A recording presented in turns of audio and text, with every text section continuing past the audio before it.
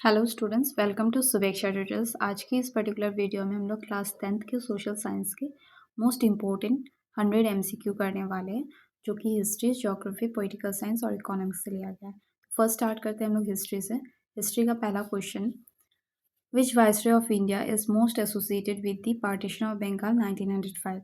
Option given है। Option number A Lord Northbrook, option B Lord Curzon, option C Lord Dalhousie, option D Lord Ripon. तो इसका correct answer होगा option number B Lord Curzon. Question number 2, what was the name of the new province created by the partition of 1905?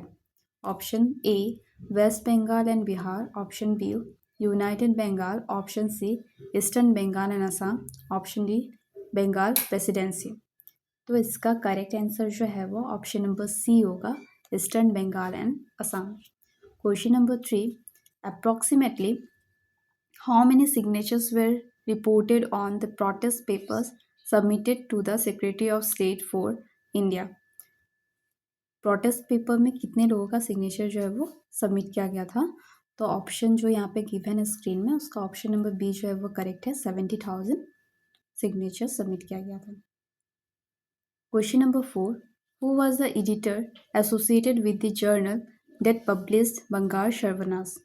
Option number A Aurobindo Ghosh, option number B Krishna Kumar Mitra, option number C Rabindranath Tagore, option number D Surendranath Banerjee. तो इसका correct answer जो है वो option number B होगा, Krishna Kumar Mitra. Question number 5, which of the following leaders is not listed among the Swadeshi leaders in the chapter expert? Option A Aurobindo Ghosh, option B Bipin Chandra Pal, option C Motilal Nehru, option D Rash Behari Bose. तो इसका correct answer होगा option number C Motilal Nehru. Question number 6, the main purpose of the Rowlatt Act 1919 was to, जो main purpose है Rowlatt Act का वो था आपका option number B इसका करेक्ट है, suppress revolutionary activities. Question number 7, under the Rowlatt Act the government could, Rowlatt Act में government, under the Rowlatt Act government could detain person people without trial, peoples को जो है वो detain किया जाता था without trial. Question number 8, the Jallianwala Bagh massacre took place in Amritsar, which two brothers were prominent leaders of the Khilafat movement? Option number B is correct, Ali brothers. Question number 10, the immediate causes for calling of the non-cooperation movement in 1922 was, जो immediate cause था for calling the non-cooperation movement वो था आपका Chauri Chaura incident. Option number B is correct. Question number 11, the Simon commission was boycott because, Simon commission को boycott किया गया था क्योंकि it had no Indian members, Simon commission में कोई भी इंडियन मेंबर्स नहीं थे। Question number 12, the Gandhi Irwin pact 1931 was signed after, Gandhi Irwin pact जो है वो साइन कब किया गया था आपका? फर्स्ट राउंड टेबल कॉन्फ्रेंस के दौरान। Option number B is correct, A is correct. Question number 13, after the breakdown of talk at the second round table conference, Gandhi decided to, इसमें ऑप्शन हम लोगों का तीन ही गिवन है, तो ऑप्शन ए बोल रहा है suspend all movements, option B restart civil disobedience movement, option C support British war aim. इसका करेक्ट आंसर जो होगा ऑप्शन नंबर बी होगा, restart civil disobedience movement. Question number 14, under the Indian Independence Act 1947 Bengal and Punjab were, option यहाँ पे जो given है screen में, वहाँ से हम लोग का करेक्ट ऑप्शन जो है वो करेक्ट सी होगा। Question number 15, who was the governor general of India during the revolt of 1857, जो रिवॉल्ट हुआ था 1857 में, उस समय गवर्नर जनरल जो कौन थे? तो लॉर्ड कैनिंग थे। Option number C is correct. Question number 16, which Ahom prince did the rebel of Assam want to reinstall on the throne in the revolt of 1857? Option number A is correct, Kanpeshwar Singha. Question number 17, who was hanged along with Maniram Dewan. Piyali Barua को हैंग किया गया था मनीराम देवन के साथ। Question number 18, who among the following was a military of the Sepoy mutiny in Assam? Piali Bora. Option number D is correct. Question number 19. The immediate cause of India's first war of independence was? Option number B is correct. Suspicions about British interference in race religion. Question number 20. Assamese nationalism mainly grew out of the desire to, option जो screen में given है उसमें का option number B जो है वो correct है, preserve language and cultures and gain political rights.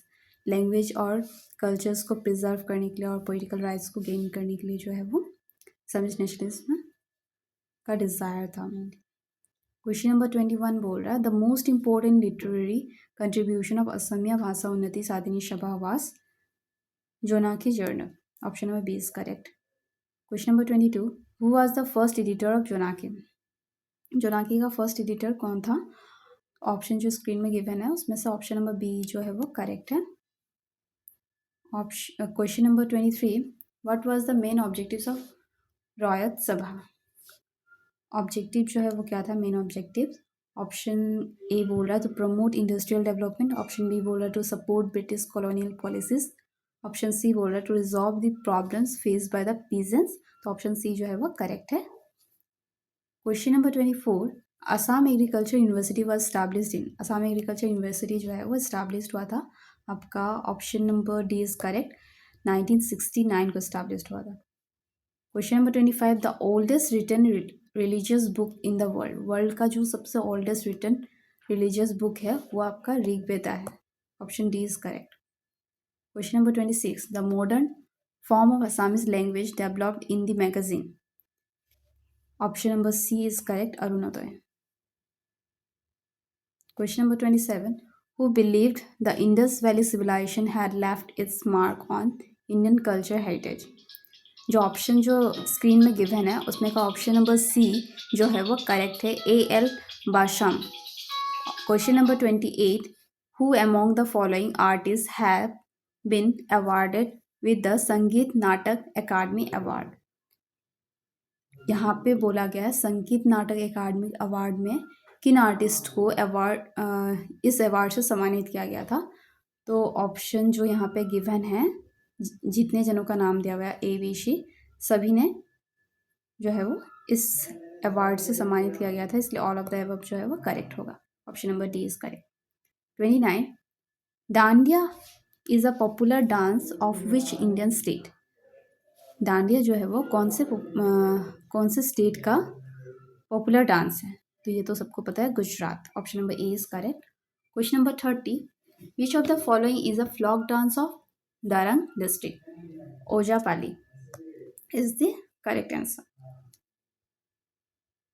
अब स्टार्ट करते हैं हम लोग ज्योग्राफी का। हिस्ट्री का हम लोगों ने देखा, अभी ज्योग्राफी का फर्स्ट क्वेश्चन स्टार्ट करते हैं। 31st क्वेश्चन जो है वो आपका, which of the following is not a primary occupation.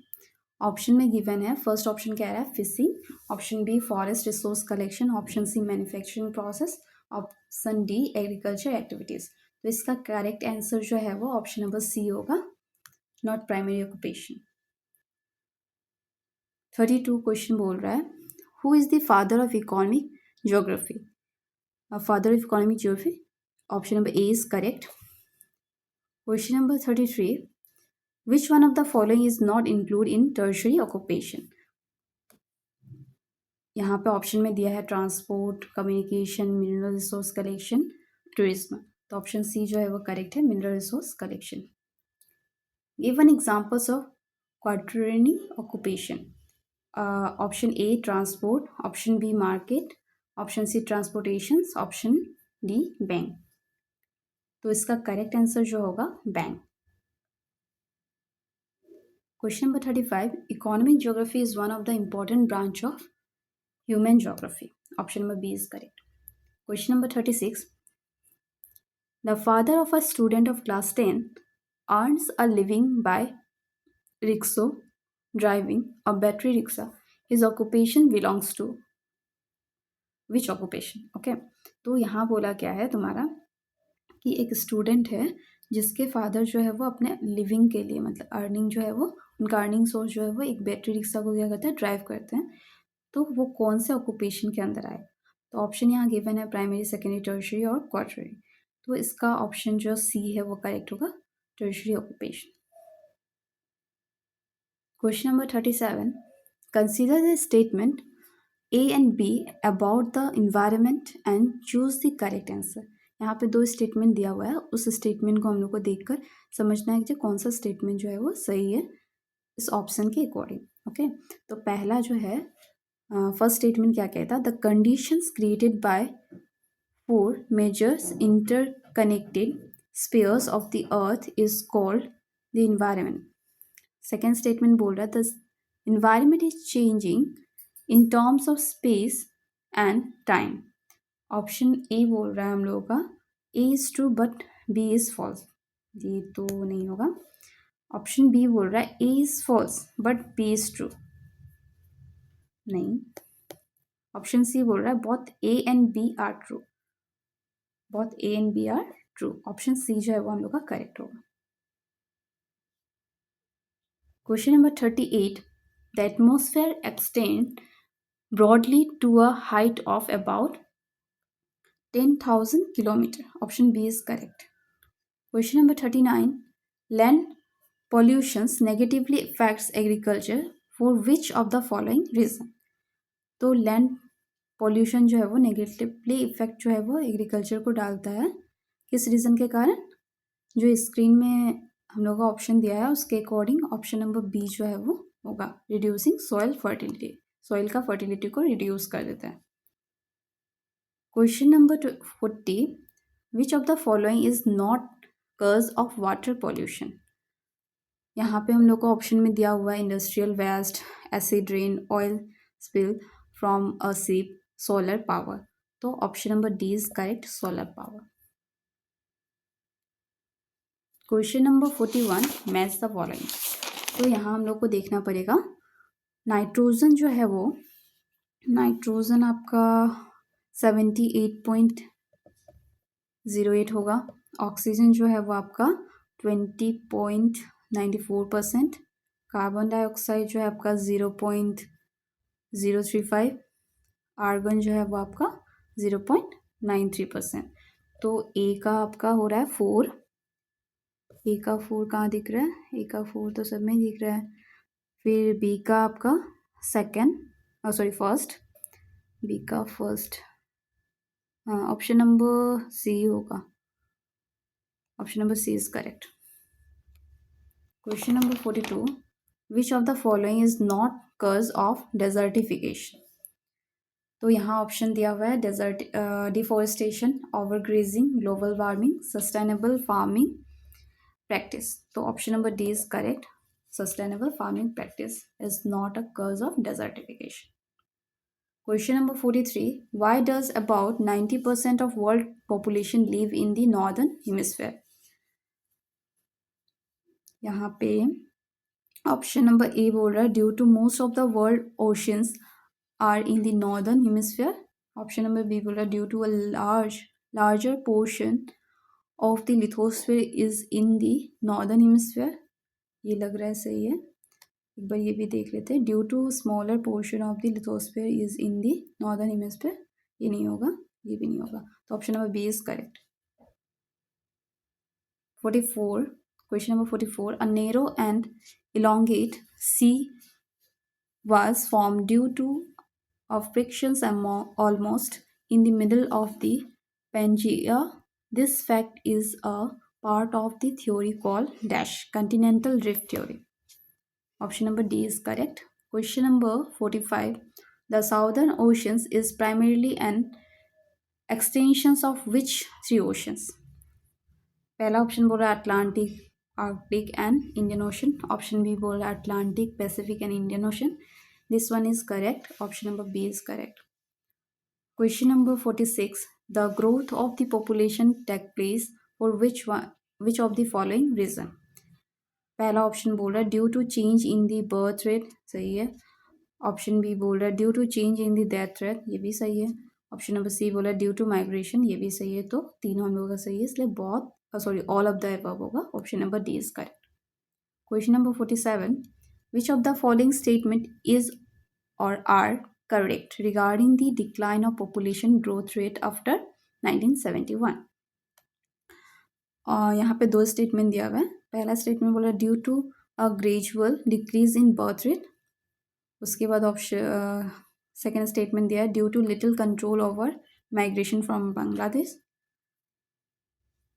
यहाँ तो आपका बहुत आर ट्रू है, तो ऑप्शन नंबर यहाँ पे सी जो है वो करेक्ट होगा, बहुत आर ट्रू, दोनों स्टेटमेंट ही ट्रू था। अब क्वेश्चन नंबर 48 बोल रहा है which among the following district of Assam has the lowest population density as per 2011 census. हाँ, ऑप्शन ए बोल रहा है कार्बी आंगलोंग, ऑप्शन बी बोल रहा है गोलाघाट, ऑप्शन सी बोल रहा है डिमा हासा, ऑप्शन सी बोल रहा है डिमा हासा, ऑप्शन डी बोल रहा है माजुली, तो option C is correct. Lowest population density जो है वो 2011 के अकॉर्डिंग डिमा हासा है। Question number 49, which foreign country is situated to the north of Assam.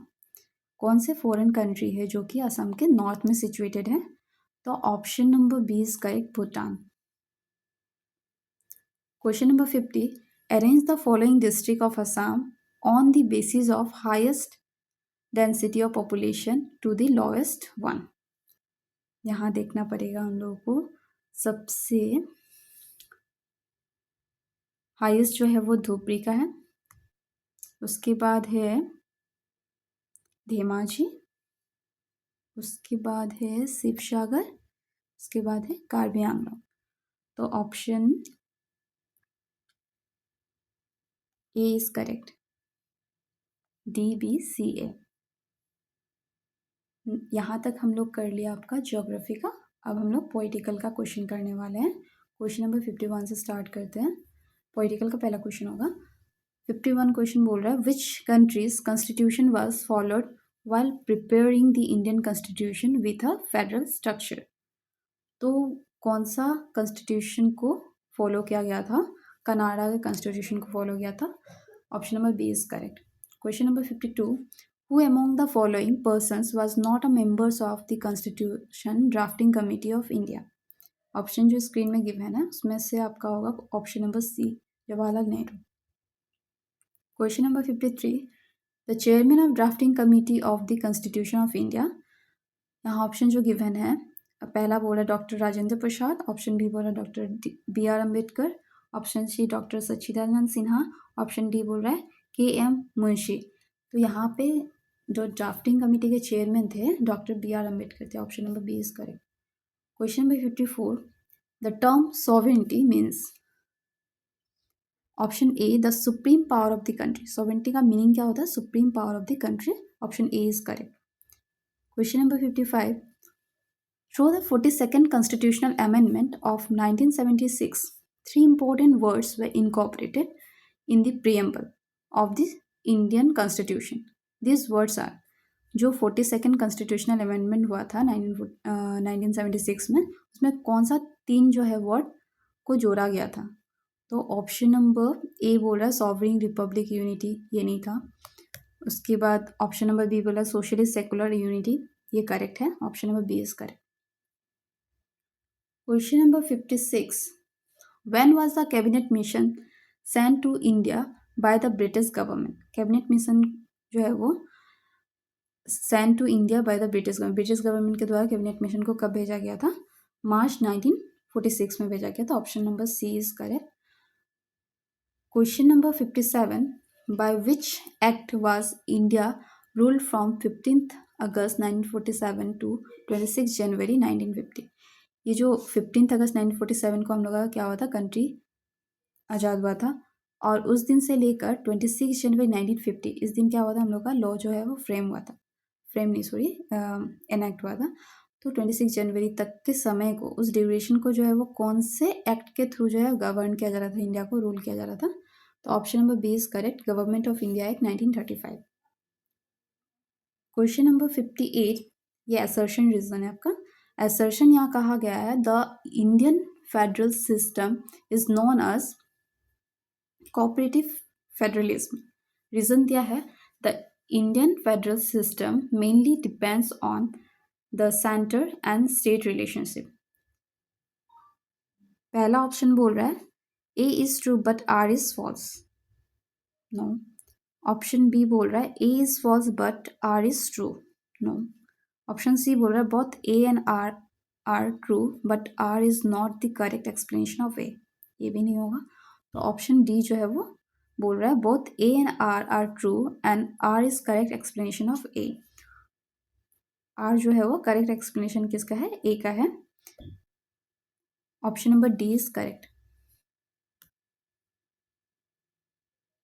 Question number 59, which part of Indian Constitution has been described as the soul of the Constitution? यहाँ बोला है कौन से पार्ट को जो है वो which part of the Indian constitution has been describe as the soul of the Indian constitution. यहाँ ऑप्शन दिया हुआ है। पहला ऑप्शन बोल रहा है फंडामेंटल राइट्स, सेकंड ऑप्शन बोल रहा है directive principles of state policy, third option बोल रहा है द प्रीएम्बल और फोर्थ ऑप्शन बोल रहा है फंडामेंटल ड्यूटीज। तो इसका करेक्ट होगा the preamble. Option number C is correct.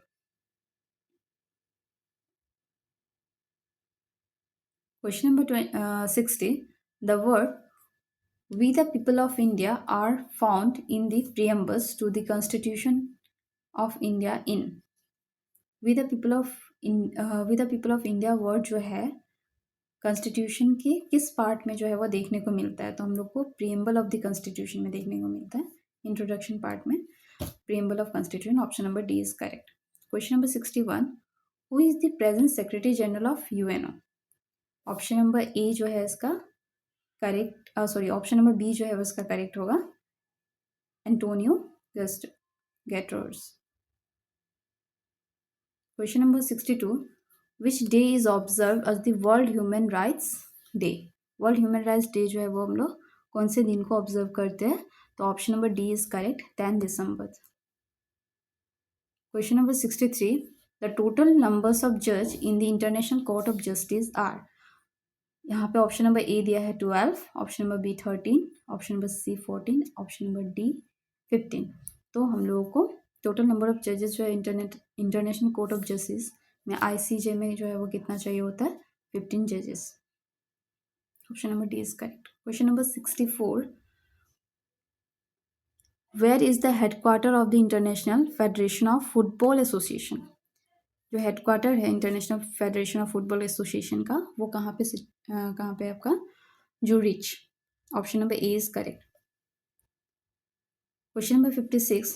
Full form of question number 65, sorry, full form of SAARC, इसका फुल फॉर्म आपका होगा option number B is correct, south Asian association for regional cooperation.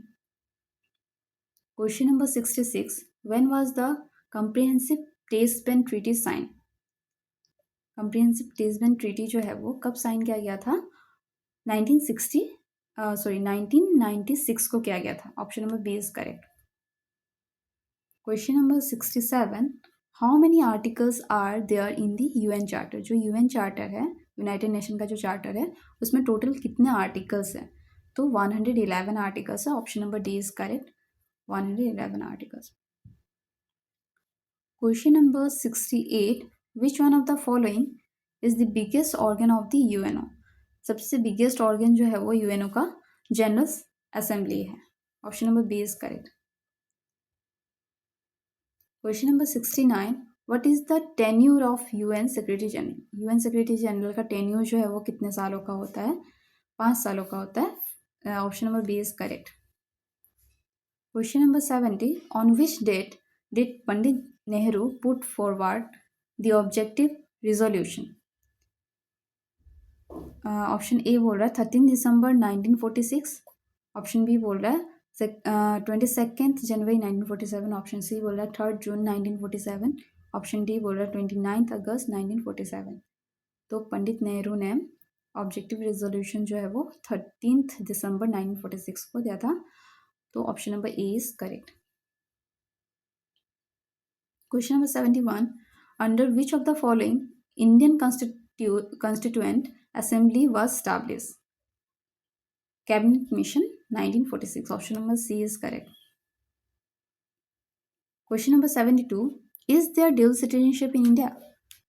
दोहरी नागरिकता जो है वो क्या इंडिया में है? तो no. Option number B is correct.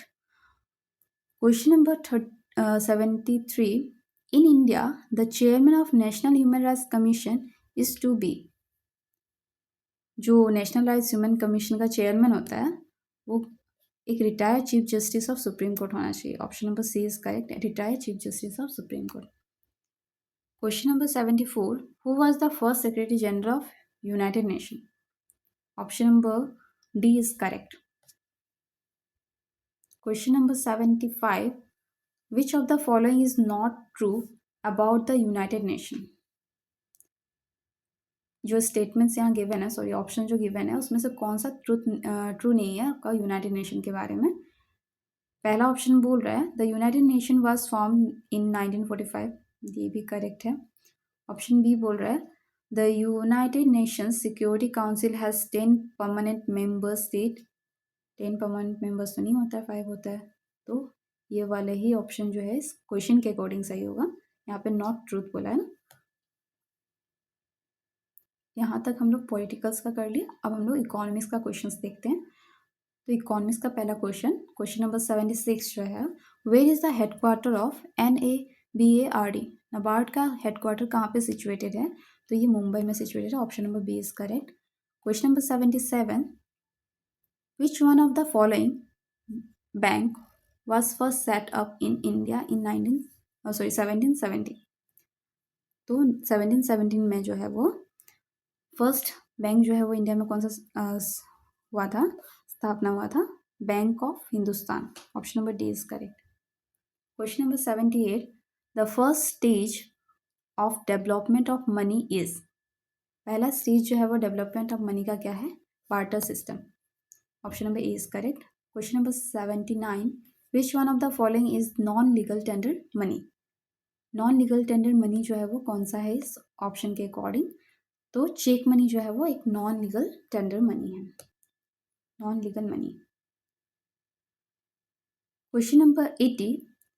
10 rupees coin is an example of? एक 10 रुपी का कॉइन जो है वो किस चीज़ का एग्जाम्पल है? यहाँ ऑप्शन गिवन है oat money, dear money, legal tender money, non legal tender money. तो option number C is correct, legal tender money. Question number 81. A cheque is a dash. Option है paper money, token money, legal tender money, non legal tender money. तो एक check जो है वो क्या होता है? नॉन लीगल टेंडर मनी होता है. Question number 82. The Indian currency is called? Indian currency को क्या कहते हैं? सबको पता है, रुपीज कहते हैं. Question number 83. Guwahati bank was established in? 1926 में स्टैब्लिश हुआ था. Option number B is correct. Question number 84. In which year was the reserve bank of India establish? Reserve bank of India जो है वो कब स्टैब्लिश हुआ था? ऑप्शन ए बोल रहा है 1948. ऑप्शन बी बोल रहा है 1950. ऑप्शन सी बोल रहा है 1935. ऑप्शन डी बोल रहा है 1964. तो करेक्ट आंसर होगा 1935. Option number C is correct. Question number 85. The headquarter of SIDBI is at? जो SIDBI जो है उसका हेडक्वार्टर जो है वो कहाँ पे सिचुएटेड है? लखनऊ में. Option number A is correct. Question number 86. Economic growth is a dash concept? Economic growth जो है वो एक क्या कंसेप्ट है? ऑप्शन ए बोल रहा है qualitative. Option B quantitative. Option C well being. Option D none of this. तो इकोनॉमिक ग्रोथ जो है एक क्वांटिटेटिव कंसेप्ट है. आपका option number B is correct. Question number 87. Which one of the following is not a human development index? Option A बोल रहा है expected life expectancy. Option B education. Option C standard of living. Option D per capita income. तो ये सारे के सारे तो है तीनों. तो ऑप्शन डी जो है वो करेक्ट होगा. Question number 88. The 3 indexes of human development are? अभी अभी हम लोग देखें 3 इंडेक्स जो है वो क्या क्या है? लाइफ एक्सपेक्टेंसी, एजुकेशन और quality of life. Option number C is correct. Question number 89. The full form of NITI? NITI का फुल फॉर्म जो है वो क्या है? National institutions for transforming India. तो ऑप्शन नंबर ए जो है वो करेक्ट है। Question number 90, the first meeting of Aayog NITI आयोग का फर्स्ट मीटिंग जो है वो कब हुआ था? 8 फरवरी 2015 को। Option number D is correct. Question number 91, an economy in which the public sector and private sectors coexist is called an economy in which the public sector and private sectors coexist. तो liberalisation होगा option number D. Question number 92, economic liberalisation means, economic liberalisation का क्या meaning है? Lessening the degree of state control. Option number C is correct. Question number 93, prior to 1991, the Indian government played a predominant role mainly in industry, finance, trade and investment. Option number B is correct. Question number 94, which policy was the main instrument of government control before liberalization? Permit and license policy. Option number B is correct. Question number 95, which of the following sectors is still reserved for the public sector? Still reserved for the public sectors, defense होगा। Option number B is correct. Question number 96, in a liberalized economy foreign banks are allowed to enter India। Foreign bank जो है वो allow है India में enter करने के लिए banking sector के लिए। Option number C is correct. Question number 97, privatization means option A बोल रहा है closing public sectors unit, option B बोल रहा है opening public sectors units to private sectors. Option B जो है वो करेक्ट होगा, opening public sector unit to private sector. Question number 98, one of the objectives of Assam 12th plan is to, option A बोल रहा है reduce agriculture growth, option B बोल रहा है increase flood problem, option C बोल रहा है raise Assam human development index. तो ऑप्शन नंबर सी जो है वो करेक्ट है, raise Assam human development index. Question number 99, globalization creates a competitive environment benefiting। Option number A बोल रहा है only producers, option B only consumer, option C बोल रहा है बोथ कंज्यूमर एंड प्रोड्यूसर। तो बोथ कंज्यूमर एंड प्रोड्यूसर होगा, option number C is correct. Question number 100, the last question, the planning commission has been replaced by. Planning commission जो है वो किसके replace में आता है? उसके रिप्लेस में क्या आता है? Sorry, NITI Aayog. Option number C is correct. Thank you for watching this video.